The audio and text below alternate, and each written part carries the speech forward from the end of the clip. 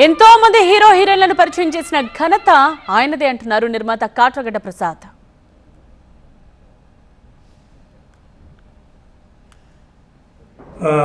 ఎన్నో సమస్యలను పరిష్కరించడానికి ఆయన ముందుకొచ్చిన దర్శక ధీరుడు, నిర్మాత, నటుడు.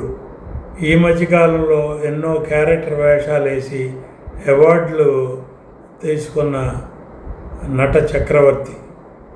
ఆయన గురించి ఎన్నెన్నా చెప్పచ్చు. ఆయన ఎంతోమంది హీరోయిన్లని పరిచయం చేశాడు, హీరోల్ని పరిచయం చేశాడు. ప్రస్తుతం ఉన్న హీరోయిన్లలో ఆర్ అక్షరంతో ఉన్న ప్రతి హీరోయిను ఆయన పరిచయం చేసిన వాళ్ళే. సపోజ్ రాధిక, రాధ, రేవతి, అలా కొన్ని పేర్లు ఉన్నాయి.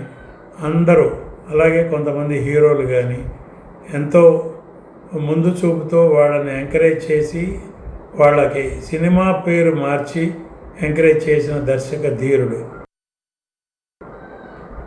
ఈ మధ్యకాలంలో అంటే దాదాపు 2 సంవత్సరాల కిందట వారి కుమారుడు మనోజ్ అకాల మరణం చెందటం కుటుంబంలో ఒక తీరని లోటు, ఆయనకి ఎంతో ఆవేదన గురి చేసిన విషయం. ఒక్కగానొక్క కొడుకు, అతన్ని హీరోని చేద్దామనుకున్నారు, దర్శకుడిని చేద్దామనుకున్నారు, ఎన్నో కలలు కన్నారు భారతీరాజా గారు.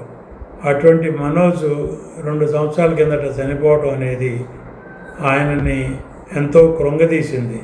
అప్పటి నుంచే ఈ 2 సంవత్సరాలు ఆయన ఎంతో మనోవేదనకి గురై గత 5-6 నెలలుగా ఆరోగ్యం సరిగా లేక ఇంటికే పరిమితమైన దర్శక ధీరుడు.